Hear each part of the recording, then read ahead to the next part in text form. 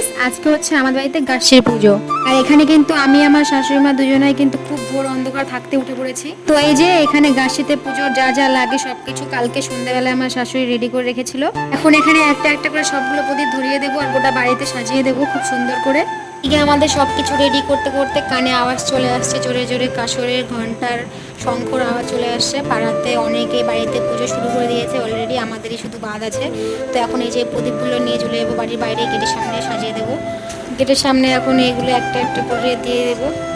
এখানে একটা দিলাম, এখন এইখানটায় একটা দিই, এইখানটায় একটা দিয়ে দিই, ব্যাস সুন্দর লাগছে দেখতে। আর এদিকে দেখো সবাই কি সুন্দর করে বাড়ির ঘর সাজিয়েছে বেশি বেশি প্রদীপ দিয়ে, দারুণ লাগছে দেখতে। আর এখানে ভাই আবার এখানে কুলো বাজানো শুরু করে দিয়েছে, কাকিমা পুজো দিচ্ছে। কাকিমা বলছে আমাকে, তুমি এখানে তোমার মেয়ে কোথাও? আমি ভাবলাম তোমার মেয়েও ঘুম থেকে উঠছে। তো আমি বললাম যে না, আমার মেয়ে ঘুম থেকে ওঠেনি, আমি আসলাম গেটের সামনে প্রদীপগুলো দেওয়ার জন্য। তারপর দেখলাম তোমরাও সাজিয়ে দিয়েছো, তাই দেখতে এসেছি। কি লাইট জ্বলছে এভাবে। তো এই যে বাড়ি এসে এখন কলা গাছের ডালে কাজল বানাচ্ছি। কলা গাছের ডালটাতে একটু সরষের তেল দিয়ে তারপরে যে পুরি কাজল বানালাম। আর এখন পঞ্চপ্রদীপটা নিয়ে আসলাম, আমার মেয়ের গায়ে একটু পঞ্চপ্রদীপের আগুনের তাপটা আর সরষের তেলটা দিয়ে দিলাম, তারপর আমি পরের গায়ে দিয়ে দিলাম। আর এখন আমিও লাগিয়ে নিচ্ছি। তো আজকের মতো আমাদের পুজো কমপ্লিট, গাছি পুজো হয়ে গেছে।